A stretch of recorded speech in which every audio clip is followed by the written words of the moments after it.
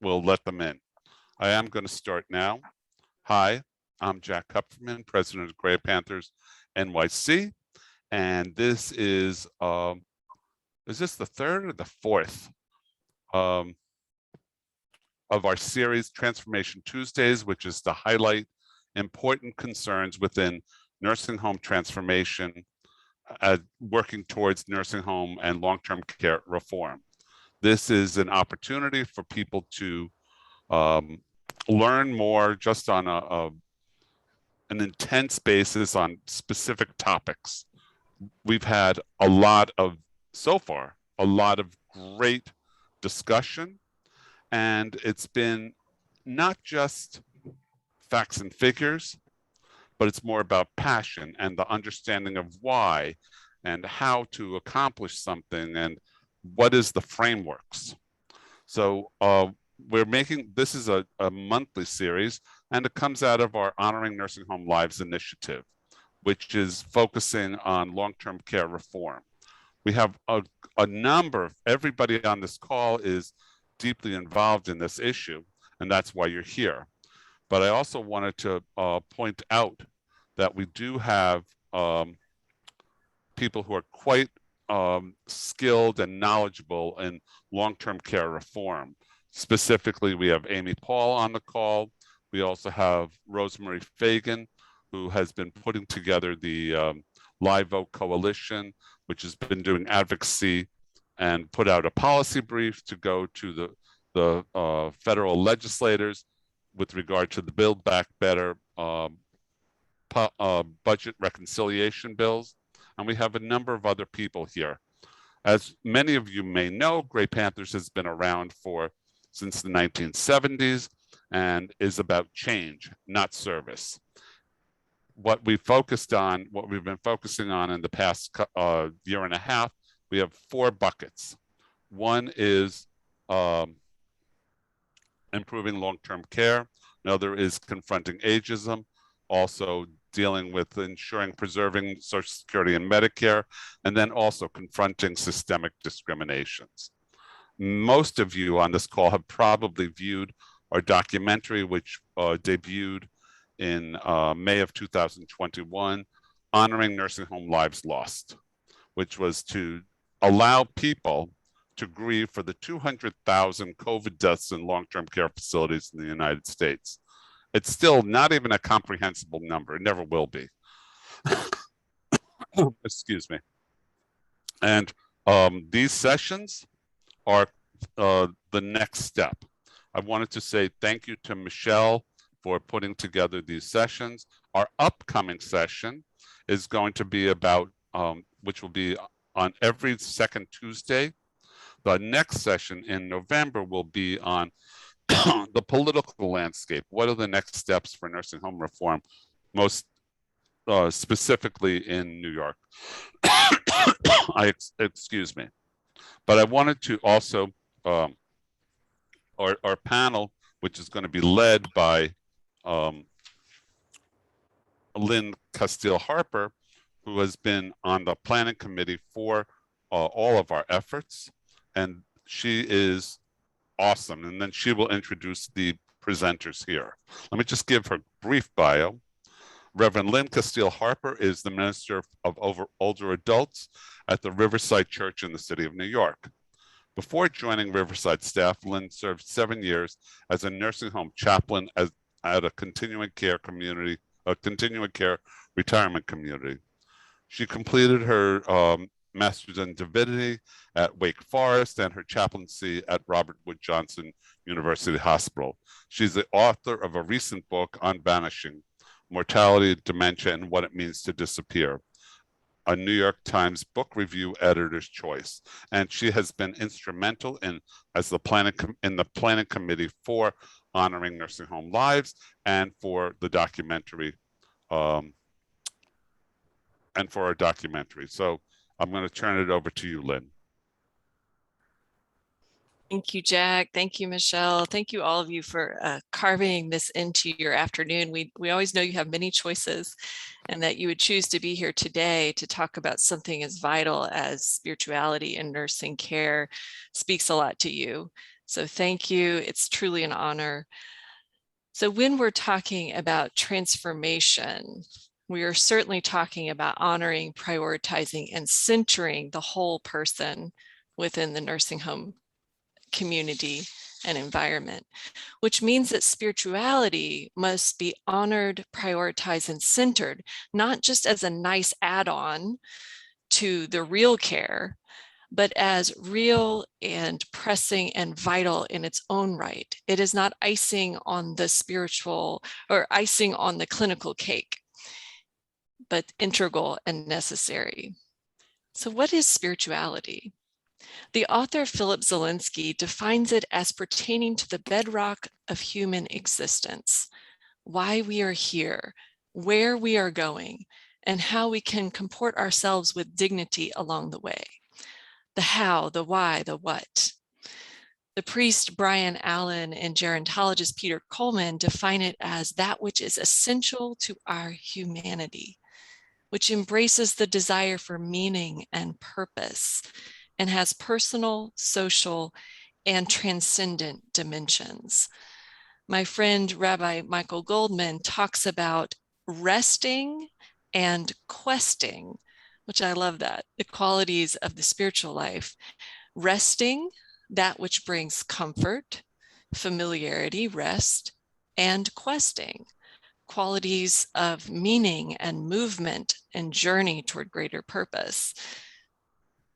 However you define it, spirituality is a big tent related to one's connection with self, others, nature, and the sacred or God.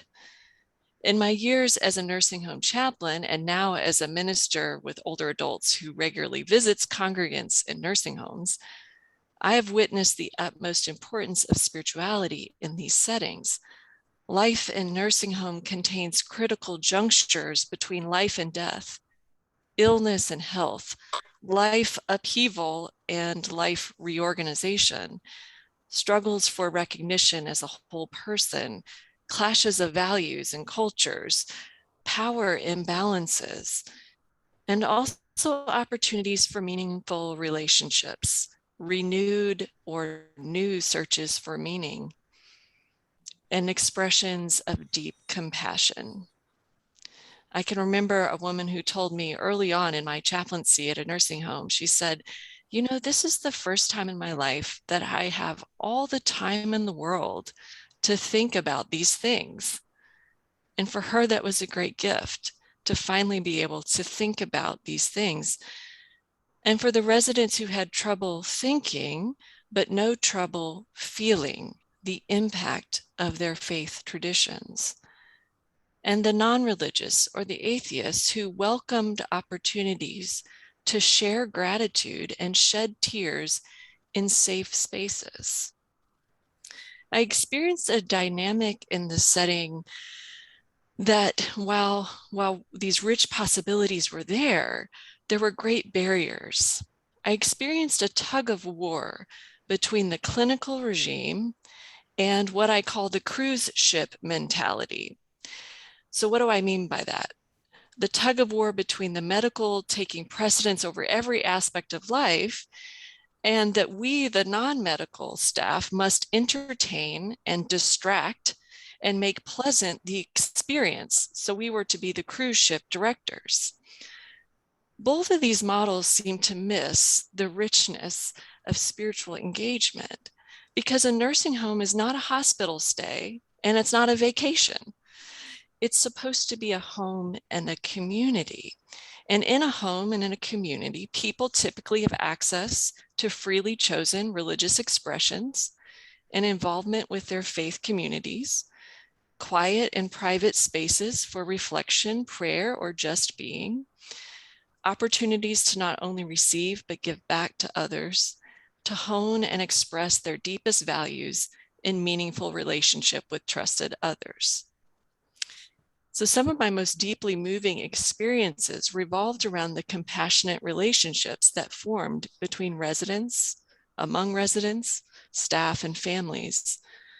I can think of when residents formed an interfaith council to help guide and direct their own spiritual care in the home.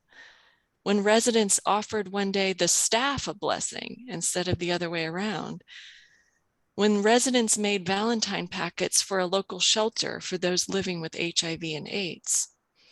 These are about relationships and connections and community, not clinical regimes. So our panelists today, which I'm so excited to introduce, will help us deepen our consideration of spirituality in nursing homes, each from the vantage point of their own particular context and tradition, to help us understand the importance of spiritual care in nursing homes, the forms spiritual care can take or does take in nursing home settings, the challenges and opportunities learned related to spiritual care during COVID, and what changes are needed to ensure nursing home residents, staff, family get optimal spiritual care. So we'll hear first today from Geraldine Howard. Geraldine, if you can wave there, I'll introduce you. There she is. Geraldine is a recently retired Protestant chaplain and pastoral counselor at the New Jewish Home on the Upper West Side of Manhattan. She began her work at the home as a student intern in 2003 and just retired in July. So almost 20 years, Reverend Howard. The home is a 519-bed facility for rehabilitation, skilled long-term care residency, and daycare for adults of all faiths, ethnicities, and cultures. Reverend Howard counsels in one-on-one visits, provides religious services, and training for pastoral interns and chaplains, as well as runs a private pastoral counseling practice. She is an ordained minister, certified chaplain, and pastoral counselor, and holds a Master of Divinity and a Master of Arts in Media Studies. So we welcome you, Reverend Howard. And then we'll hear from gerontologist Terri White, a geriatric case manager and founder of A Labor of Love Elder Care. She helps family caregivers coordinate elder care and elder law services. And she is an advocate for religious freedom for older adults. So we welcome you, Eva White, as well. And look forward to hearing from you. So after hearing from our panelists today, we'll open it up to conversations and questions with 3 p.m. as our stopping point. So welcome, and look forward to an engaging conversation around this subject. So Reverend Howard, we'll start with you. Just so excited to have you, and would love to hear a little bit about what was your process in becoming a professional chaplain in a nursing home, and why do you see this role as important? My process was a personal one, and I think that a lot of times that's the best place to start. I had recently had the death of my husband of 33 years at the time, and I didn't know what to do. I was working full time, and 3 months after, I found myself in seminary. And one of the first courses that I took was in community chaplaincy. I was so excited by that. The seminary worked for me at the time, even though I had no idea what I was doing. I sort of backed in the back door of seminary, wide-eyed and wondering, what's this about? I'm recently widowed. And it was wonderful, because what it did for the next 4 years was help me process a lot of what I was personally going through, as well as picking up some other skills, learning theology, learning things around about my own emotions at the time. And before the year was out, I also signed up for clinical pastoral education that you will hear about. Few people do these two programs simultaneously, and I was working full time, but I think it was a way of numbing myself from my recent loss, but also finding a way to help other people who are going through similar traumas and crises in their life. The first internship I had was at a inner city, right here in New York City hospital. It was a small hospital where they value chaplaincy. And I had not seen another place, maybe New York Presbyterian Hospital does, and Memorial Sloan Kettering, but to be valued as a chaplaincy was my first job as an intern. And you work long hours, you're right there with the doctor interns working forever, but being a valued chaplain meant that we were in the rooms when they were trying to revive patients through electric shock. And to witness that, and how hard the doctors work. I'd never seen it or understood it before, but it gave me an appreciation for what they do up close. And they also had an appreciation for what I do, because they said they had comfort from the chaplain standing to the side, praying for them and the patient. I wanted them to succeed as much as the patient, not knowingly did, the patient's family. But there was a team of workers that we trusted each other and liked each other professionally and was there to bear witness to the work that they were doing. Also, during that same time, I volunteered at a nursing home in my neighborhood, and that was the New Jewish Home. At the time, it was called the Jewish Home and Hospital. And then it went through a couple of other name changes. I'm not sure why it did that. And now it's called the New Jewish Home. But based on its name, you can gather that a lot of the residents there and patients are Jewish. But it's about a third Jewish, a third Christian, and a third, and the other third is mixed with Catholics and other religions. So when a person comes to a nursing home, they are looking wide-eyed, are staring in the light of life, because they don't realize that they have under a major life change. Some people come to the realization very quickly, but no one comes in a nursing home with their bags packed and deciding to go on a vacation. It's not, like Lynn said in her presentation, it's not a place of vacation. It's a place where you come and reassess and get some things worked out. Everyone in a nursing home is suffering from trauma, no matter how they come, how slowly they come through the door or how quickly. They're suffering from crisis and trauma, and they need to have someone who can help them unpack that. And being a chaplain, when you first start, it tells you how to walk with them. We call it journeying with them and helping them unpack a lot of what they're going through. So that's how I started. Wow, Geraldine, thank you. That really struck me, that unpacking trauma and walking with them on a journey. And it also struck me how chaplains, I think a lot of time there's a misconception that they're sort of born and not made.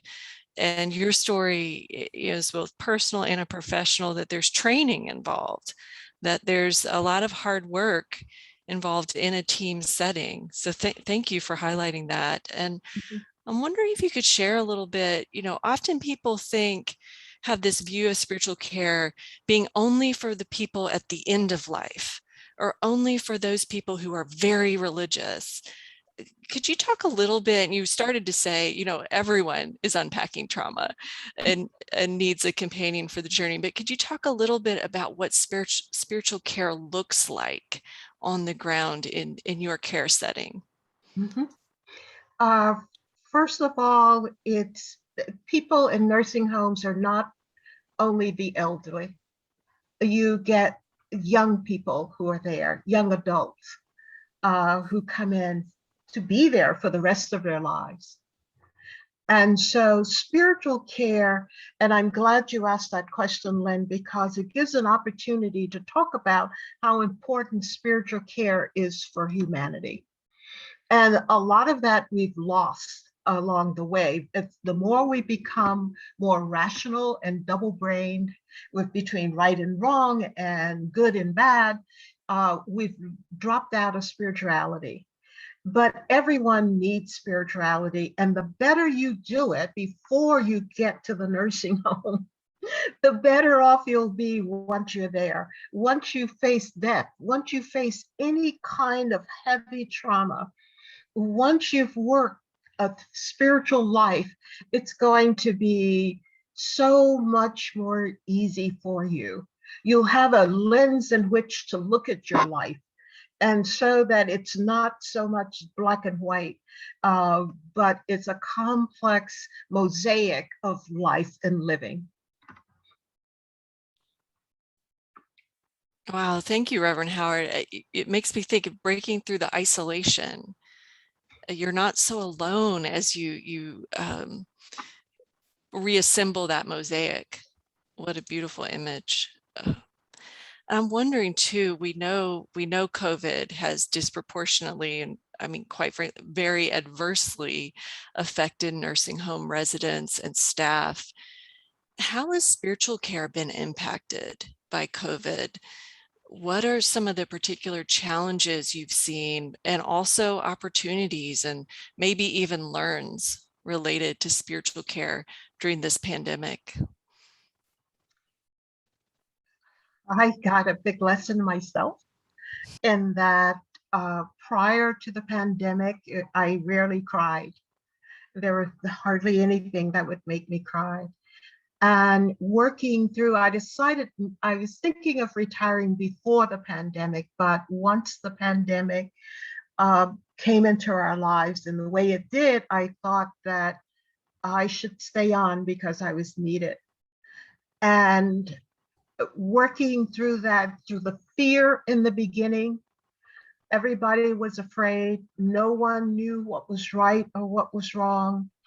There were so many markers that changed our reality, the way we dressed, how we had to keep cleaning and changing uniforms. And if you went into a room for 2 seconds, you had to come out and change everything you had on. It was so intense in the beginning. And I don't think when I hear it's sort of criticism now of nursing homes, it's like society has laid on nursing homes and hospital the blame for not doing some things right. No one knew how to do it right.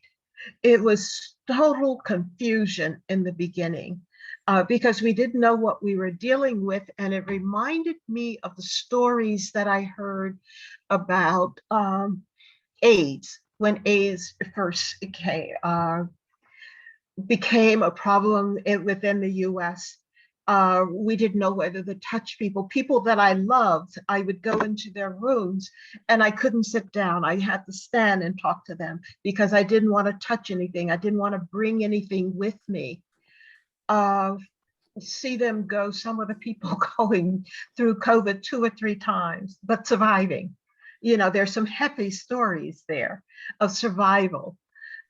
People not realizing that the elderly couldn't and still are just beginning to be able to socialize after a year and a half with each other. They had to stay in their room. And that isolation that you talked about, Lynn, is the isolation of being in a room all day for a year. The only people you see are people who are dressed in PPEs and coming in and they not knowing what to do. Having some of the staff die because of COVID. People's families insisting that they leave because of COVID, and they being torn between the people that they serve and the people and their families at home. So it was a real, I think humanity needs to understand when we go through something to try to make an effort to understand what the essential people are going through. You know, the ambulance people, the people who held people when they had COVID and we didn't know what it was, to bathe them and to nurse them, the CNAs. People never think about them. We applauded for a year in our neighborhood out of our windows for the doctors and nurses and administration, but no one applauded for the CNA or the guy who scrubbed the floors and cleaned the room. That tension was palpable at the nursing home. But the one thing is we loved each other and we tried to support each other.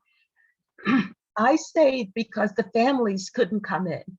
And I knew that I would be one of the only people who could go and come as I wanted. So my faith said, you must want to do this. And that's why you're in this profession and this work, is because I feel something. And you talked about whether learning and whether you come with it. I think it's both. I think we have something in our hearts that make us care about other people, and the learning comes next. I wanted to know how to make a profession of this. Thank you, Reverend Howard. That's really powerful. And thank you for highlighting the matrix in which we live and the people that get applauded and those who don't. You know, you make me think of the justice issue, which is why we're here, to talk about those kinds of things, and that it's not divorced from care and from tears and from working through fear and all the rest of it. So thank you. Thank you for your service too. Just the last question, and this is one I'll pose also to Terri White. But as our nation considers making changes to our care system, including long-term care, how should spirituality fit into the larger picture of change?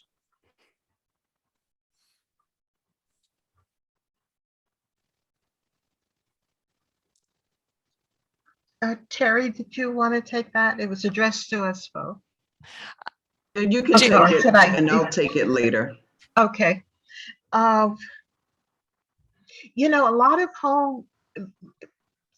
of care is moving. They're trying to move from the nursing home to the home, keep people in their homes. And I haven't had a lot of conversation, so what I have is anecdotal and what I feel from what I've seen. I think that people in their homes will be more isolated.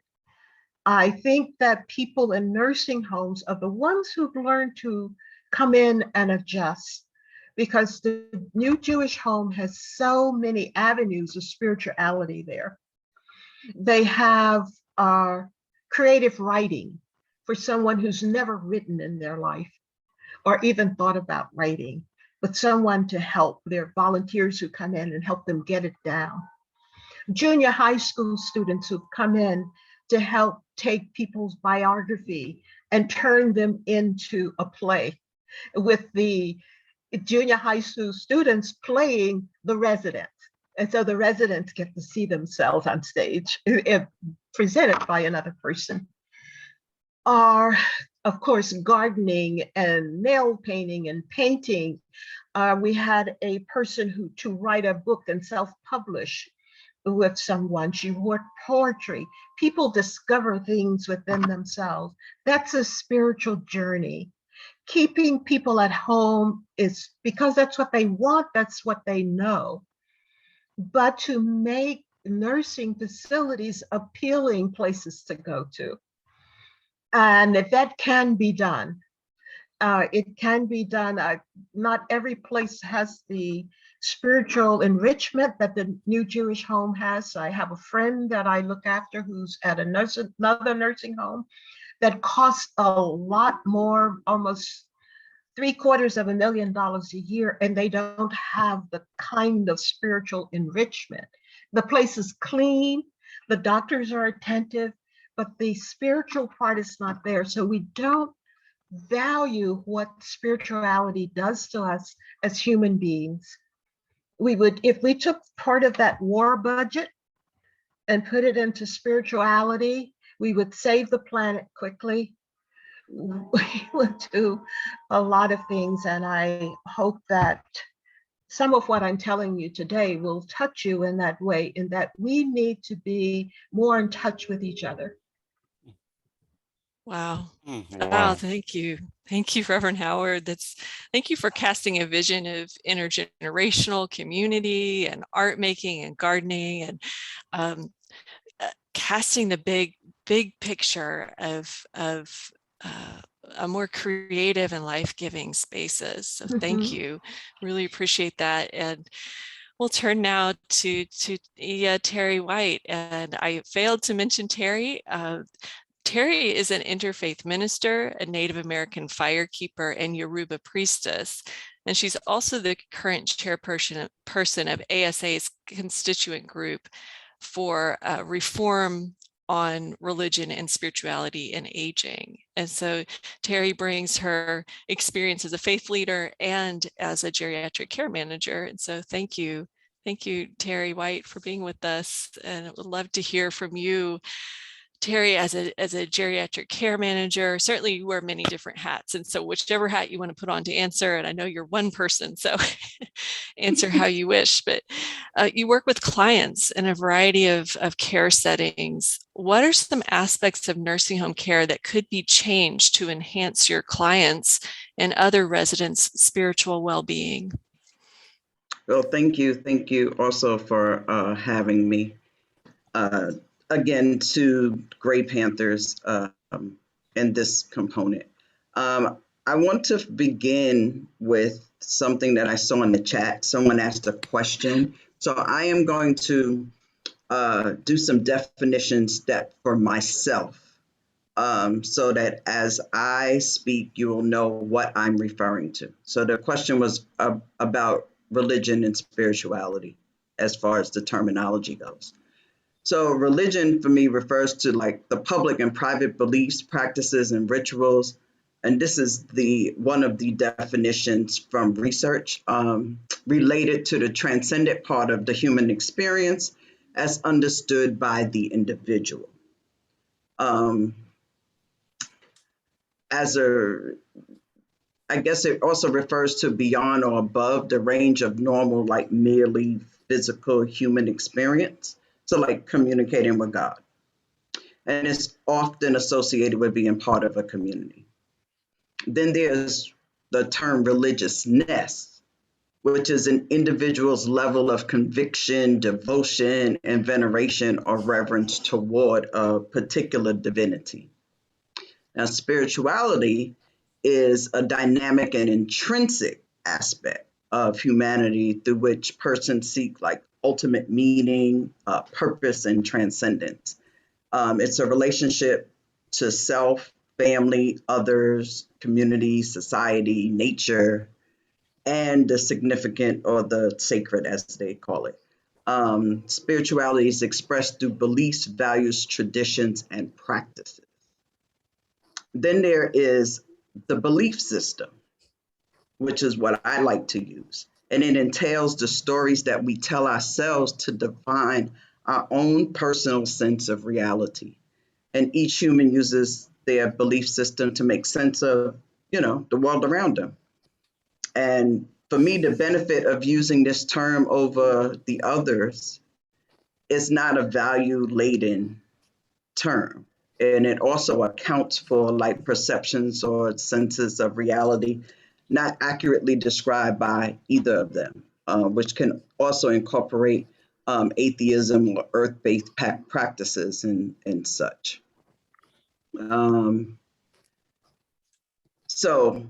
we talk about spiritual care, which is part of what we're talking about today, recognizes and responds to the needs of the human spirit when faced with trauma, ill health, sadness, and it also includes like the meaning for self-worth, to express oneself, to have faith support, like it includes rites, prayers, sacraments, or just oftentimes just an active, sensitive listener. It also encourages like human contact and a compassionate relationships, which is some of what Reverend Geraldine was talking about. And we know that the spiritual need and spiritual distress is what exists. So as I give those meanings, those definitions, I hope that helps the questions that were in the chat. Overall, the religiousness and spirituality just, are associated with a variety of health and wellness outcomes, which include things that we don't often think about: our mortality, coping, recovery, caregiving, how we view disease, end of life struggles, and how we make our healthcare decisions. So, with a few exceptions, it provides basically a buffer against the stressors and the challenges in life that we have. That's super helpful, Terri. Thank you. I'm hearing a little echo. I don't know. Okay. I think it stopped. So when you see your clients, coming into these care settings, and you describe this buffer that spirituality can offer, that practice, what have you seen that's been beneficial for your clients, or what have been some? Maybe you want to talk about the opportunities to support your clients, but maybe some challenges as well. Yes, some that I've seen that are really helpful is when facilities like use assessments and tools to capture what a person's spirituality is or what their belief system is. And this approach often involves just a series of questions that you ask the patient to respond to about themselves or their spiritual distress even. That we also, when I see preparedness and training as in the New Jewish Home, which involves like the active implementation of a strategic plan to provide spiritual care. As she shared, it's not always available in nursing home settings. And it doesn't matter the cost, the price that we pay for a setting. It's just not available. Also, cultural safety is important when considering spiritual care for both the patients and the staff, so that people are just not placed in situations that conflict with their own personal belief systems. And oftentimes, I'm sure, as you know, as a chaplain, you have to be fully in touch with your own belief systems in order to deal with somebody who has a different belief system than yourselves. And the other thing is Transcendence. I find that that's helpful in certain situations. It also depends on the culture. And, that's a theory that describes a developmental process that adults go through as they enter the later stages in life. Yeah, thank you, Terri. And these spiritual tasks of aging that, I know you've talked about Transcendence and tasks of, coming to terms with our mortality and maybe reconnecting or renewing relationships or reconciliation, all this kind of different work, life review. That gets lost if it's not part of the matrix of care. And like you say, these tools of assessment and then having a care plan, taken every bit as seriously as any other aspect of care, just feels really important. So thank you for highlighting that. You're welcome. You're welcome, because one thing I want to just add to that, I mean to cut you off, is that one thing that the research shows and my experience have shown, that there's a lack of knowledge and competence to address religious or spiritual topics, right? There's a lack of training among the staff to provide spiritual care. They got other things to do, right? That's not the staff's job. And there's also a lack of confidence in being able to, even talk about spiritual needs. People don't know what they don't know, and it's a sensitive topic. Who's going to conduct the assessments, right? There's limited time for that. And it's an in-depth assessment, in my opinion, some of the assessments that I've seen. And the staff, struggle to identify patients who would just like to participate in those assessments. Sometimes people fear sharing that they are an atheist, or that they practice earth-based religions, because it's intimate and personal topics, and they don't want to offend anyone with their beliefs, and they don't want to be offended. And also, I think I've mentioned this to you in a previous conversation, that many service providers have a religious or spiritual affiliation, which may have an adverse impact, so they perceive, on patients' perception of the availability of spiritual care that aligns with their belief systems. Well, and I think that just speaks to the importance of having professional chaplains available. And Reverend Howard, would you like to? I saw you came off unmute. I had wanted to speak to bring it to everyone's attention. One of the major hospitals in the city had 50 chaplains, if let's say 5-10 years back. Now they have 10. Mm-hmm. And so chaplains are being cut back on right at the time when they're really needed, when the culture is really under a lot of stress. Mm-hmm. And chaplains should be in every part, because we not only service the residents and the residents' families, we also service the staff who are there. I walk to the halls and say, "How are you doing?" to a staffer, and I can tell how they're doing by how they answer me. And then I stop and say, "Let's go talk." And there's one of me, the chaplains now are mostly younger. That's another thing, because age gets you out after a while.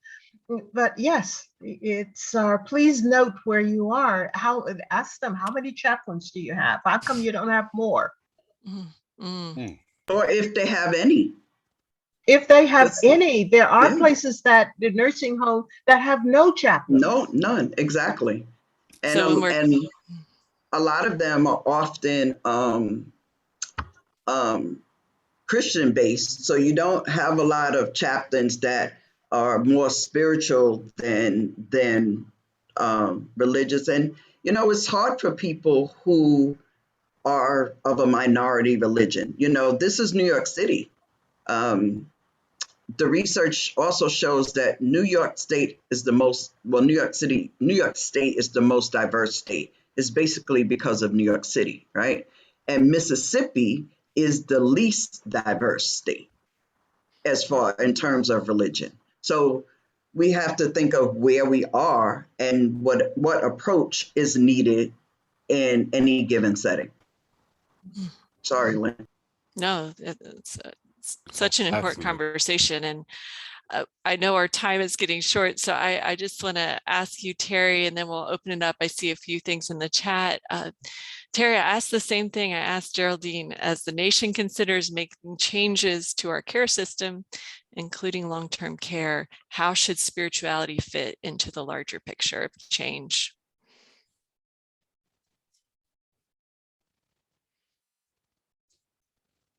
Oh, this is a long list for me. Maybe the top two.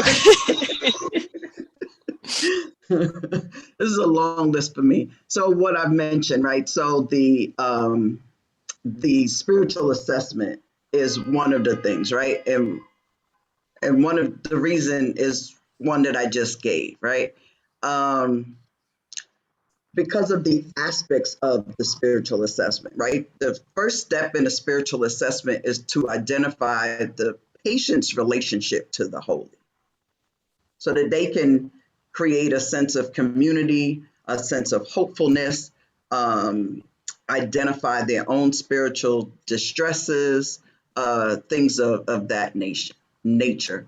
The second one is big one for me, is to have geriatricians in a hospital. That is the vision that I cast. That there's also, because spirituality and healing often go together. So we need geriatricians in the hospital to coordinate the overall care of like the other physicians and around making your treatment choices. And your treatment choices often are based on your belief system. So just as I'm a gerontologist functioning as a geriatric care manager, and I create a care team that has medical, financial, legal, all of those things, a geriatrician sees the big medical picture. For example, they take multiple medications to treat a number of conditions. So geriatricians are well versed in like the drug side effects, because also that affects you psychologically as well. Some of these side effects are, right? So we talk about mental health, some of them make you depressed. And so a geriatrician can help you manage those things. So those are my top two, in addition to, well, I'll give you one more. One more. You know I was going to give you one more, right, Jack? As you started off in the beginning, this is someone's home. We need to be mindful of this. This is often their final home on the earth plane. It should be aesthetically pleasing. It should reflect color and art and culture and have access to green space and all of these different things, even in the middle of the city. It's a home. Let's make it a home and not paint it battleship gray. That affects you spiritually, and affects your healing process, and affects you psychologically as well. Oh, thank you, Terri. Taking into the whole, this it brings us back full circle, and we have about 10 minutes left. This has been a really rich conversation. Thank you, Terri and Geraldine. I see in the question in the chat, and I don't want to miss anyone. Let's see, you answered that to define spirituality. How's it relate to religion? I saw Robert Brent had a question. What is the role of religious music as an intervention for people living with dementia? And I'm happy to speak to that. And Geraldine and Terri, you may want to weigh in as well. I've certainly seen it as powerful to use music. Of course, I believe it always emerges from the relationship and knowing the person and their preferences. And so it's never that I would ever play music that I think that would be helpful, but that it really emerges from knowing the person and knowing that this music would really resonate with who they are. But I think it's a powerful tool. I don't know if you've seen the Alive Inside documentary, which came out in 2014, which is about exactly this, the resonance of music. Mm-hmm. Thank you. We use music in a number of ways. One is that we have a prom that's once a month, and people can dress, so you can donate costume gowns, and they love to dress up. So there's a prom. There's also a glee club. People love to sing. And on the various floors there, for people who don't like to leave their floors or area, there are these music things where they can, electronic devices where they can hook them into the music of their period of whatever they like. So people do respond to music. It excites a certain part of the brain that usually other conversations and other things don't reach. And so you can bring them back into the room, so to speak, by using music. Thank you. I see Santiago Leon says, how did the work and culture of the nursing home interface with those of hospice programs? I'm not understanding, I don't think, the question, but the hospice program are, I'm not sure I understand the question. Maybe I should let him explain that again. Santiago. And while he's retyping that, I will I think he jump came on. Okay, go ahead. Yeah, I'll explain answer the first question around music.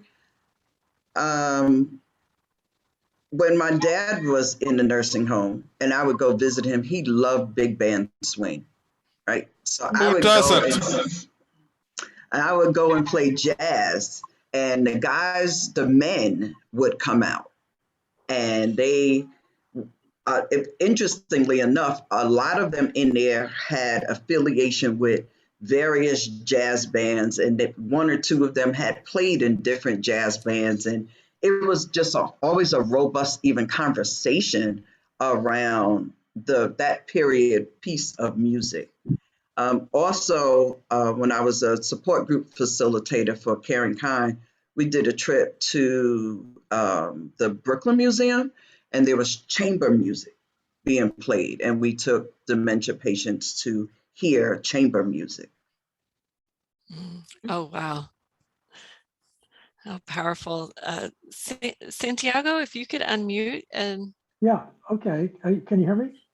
Yes. Yeah, so, yeah, my question is what a couple of folks have referred to nursing homes as being probably the last place that people will live on this earth. And some part of that last stay on the earth will be possibly in contemplation of death, of a foreseeable death, which is where a hospice program would fit in. And I guess my question is, where does one thing end and the other pick up, or how does the hospice program interact with all of this that we've been talking about? I can tell you in my setting, we worked closely with a number of hospice organizations, and this was some years back. And so as residents became qualified for hospice, there would be just an additional layer of care. And so we would work, I as the chaplain would work closely with the hospice chaplain. And so that person would then have spiritual care kind of coming from a number of angles, which was optimal as you're thinking about end of life care. And so I felt like there was a good working relationship, or there could be, between hospice organizations and nursing homes, but it has to be cultivated and not seen as competitive, but as seamless, which does take some intentionality and work, at least from my perspective. Yeah, I would have thought. And then, you also with hospice, people in one nursing home could be have a relationship to any number of different hospice programs, which I would think adds to the confusion. Yes, to be a death doula, like a birth doula, someone who ushers someone into the world, and someone that's ushering someone from this earth plane to the next plane. It's not just, it's an ongoing process, right? Because there's conversation and there's compassion and there's comfort. It's not just the hydration and the physical pieces. People have questions. People have confessions. People of their life, and they just want to have a conversation. Sometimes they don't want the programs. The people who are involved in the programs, they don't want anything except someone to listen or just someone to be there, so that they're not alone, which was one of the challenges during COVID, was that people were, quote unquote, dying alone. That was one of the challenges during COVID. And one of the deep-seated griefs of the family is that the person died alone and they could not be there. You know, so all I can do is breathe on that one. Yes. Oh, thank you. I noticed that one more question, and we just have a few minutes. And Geraldine, if you wanted to weigh on the hospice, that's fine too. But I see this question: is providing spiritual support for nursing home staff a consideration? Reverend Howard, I know you do a lot of that in your daily work. Yes, of course, they are on the job, and a lot of people don't want to talk about what they need, but if we intuit it or something, then we can certainly talk with them, and they know that we are there. I have had relationships with people who would seek me out, and they knew that I was there for them as well. So we had that, and we also had people who, I'm trying to think back. Oh, for instance, when a staff member dies suddenly, usually there's the whole staff that needs attending. So there are a lot of services, a number of services we used to have. One, we had an auditorium, which made it a little bit more convenient that we could either pull them together in the auditorium and have a service that was fitting for that person's memory. There was also services for residents, because staff are involved with the residents. They're not just there as unfeeling agents. They also are connected to the residents as well. And every quarter we would have a large memorial service where we would honor the residents and invite their families in for that. And it was healing for everyone, because a lot of times the families learn things about their own relatives that they didn't know, that the staff would tell them that they had learned. One woman had played piano before the Holocaust, but never told her family that. When she was in the Jewish home, she saw a piano and she asked if she could play it, and her family was stunned that she even knew how to play. And we also have professional people there. We have all levels of people. And as far as spirituality is concerned, a lot of people are very happy to see the 3 different services, because they get to try them out. And some people are regular attendees at all the services. And so I think because that doesn't go on the outside, that's why there's so much trouble on the outside, and people on the inside really, I rarely hear personal problems erupting inside. And it's because they live so closely together. You're in a room with someone that you thought you would never live with, someone who has a huge sound system playing a kind of music that you don't like, and you have to find some way. There's no amount of staff that may be able to help you with that. And so people get to work things through in this last stage that they never thought that they would be faced with, I think. And it doesn't become an arduous problem. It becomes a problem that they are glad to have to deal with and get out of the way before they go. One person said, if you go to heaven, you're going to want to know who's there. And so they want to work these things out before they get there. So we learn from each other. Wow. Thank you. Beautiful. Thank you, Reverend Howard. And I know it's time flies. It's 3:01. I want to honor people's time. And Carol, would you like to have a last word here? Carol Waldman? First, I just want to thank the 3 of you. This was so moving and so wonderful, and I think healing for all of us.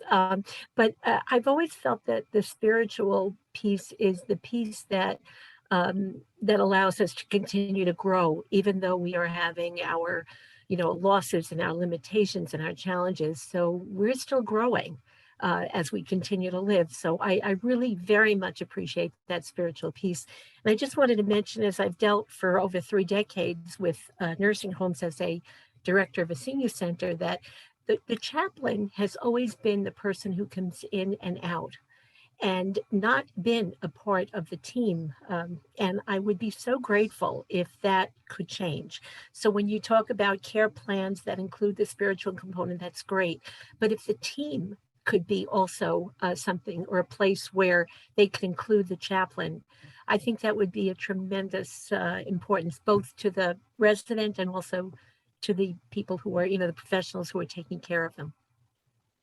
Absolutely. I agree with that 100%. So as on the spiritual aspect of a care plan, if a person for our company, if they're in a facility and there is a chaplain, a regular rotating chaplain, we include them. We also include their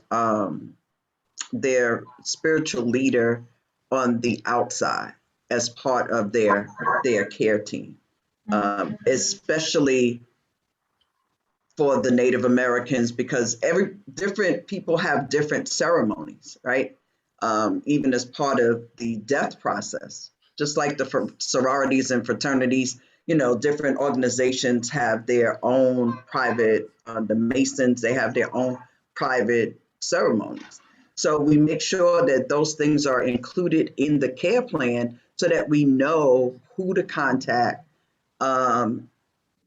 not just in the time of death, but for ongoing spiritual support. And that is what is important.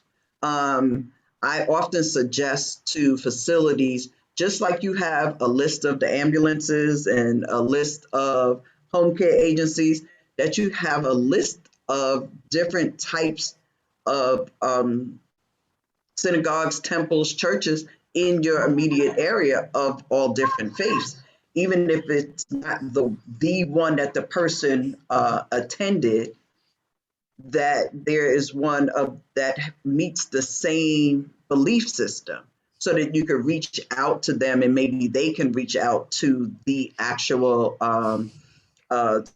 spiritual community that you are a part of. I think that is extremely important, not just for the patient, but also for the family. Then, Yeah, thank you. Carol, I just like to add this. When I worked in that hospital, one thing that the chaplains had to do was chart along with everyone else. And the doctors would often remark that, thank you for having your chaplain's chart, because we picked up information, not confidential information, but other types of information that would help them, like belief systems and things that would help them in their work. So there needs to be a team effort. You're right. Absolutely. And that's why the assessment is important, because you need to know that someone has or doesn't have a belief system, what the belief system is. Yes, and assessment sometimes, because it's more formal, will miss things because people don't like to talk if they think it's a formal piece of paper that you're taking notes on. But if you're just having a casual conversation, you'd be surprised the what you pick up. that follows. Oh.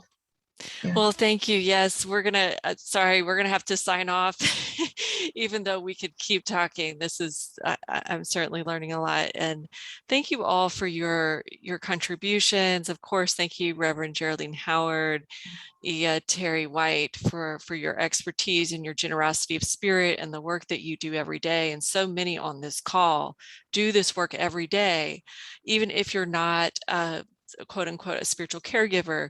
You are often offering an open heart and open ear, and for that we give you thanks. And please go forward with all safety and peace and well wishes. So, thank you. Namaste. Thank you. Modupoi. Take care. Thanks, Jack. Thanks, Michelle.